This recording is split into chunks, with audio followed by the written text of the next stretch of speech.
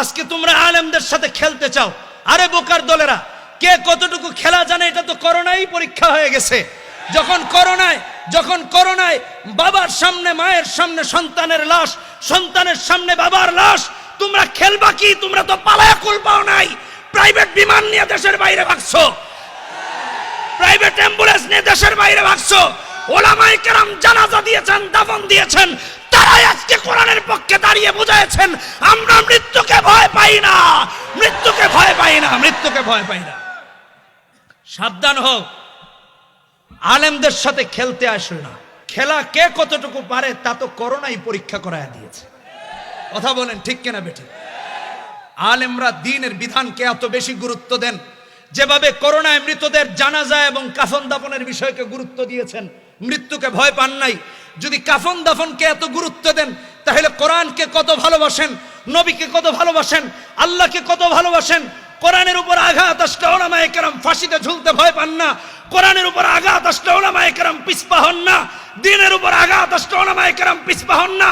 আল্লাহর কসম, আল্লাহর কসম, শুধু উলামায়ে কেরাম না, নূর হোসেন কাসেমী রাহমাতুল্লাহ আলাইহির জানাজা দেখাচ্ছে এই দেশের কোটি কোটি প্রাণের মুসলমানের আলেমদেরকে ভালোবাসেন। আলেমদের দিকে যারা চোখ তুলে তাকাবে তাদের জবাব দেওয়া হবে, জবাব দেওয়া হবে। কে কে রাজি আছেন হাত তুলে দেখায় দেন।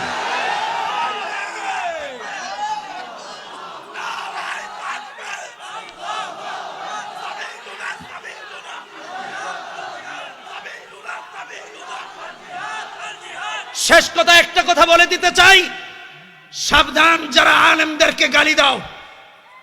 এদেশে আলেমরা ভাড়াটিয়া হয়ে আসে নাই, এদেশে আলেমরা রোহিঙ্গা হয়ে আসে নাই, এদেশে উলামায়ে কেরাম কচুরি পানার মতো ভেসে আসে নাই। আলেমদের ঐতিহ্য আছে, আলেমদের ইতিহাস আছে। আজকে যারা এরকম করছো তোমরা ভারতবর্ষের ইতিহাস ভুলে যেও না, ইংরেজদের দুঃশাসনকে ভুলে যেও না। যদি উলামায়ে কেরাম ইংরেজদের বিরুদ্ধে দাঁড়াতে পারেন, নব্য নাস্তিকদের বিরুদ্ধে আজও তারা রুখে দাঁড়াবেন ইনশাআল্লাহ। আমার বক্তব্য এখানেই শেষ করছি। আল্লাহ তাআলা সবাইকে দ্বীনের উপর মৃত্যু পর্যন্ত অটল অবিচল থাকার তৌফিক দান করুন। সবাই ভালো থাকুন, সবাই ভালো থাকুন। আসসালামু আলাইকুম।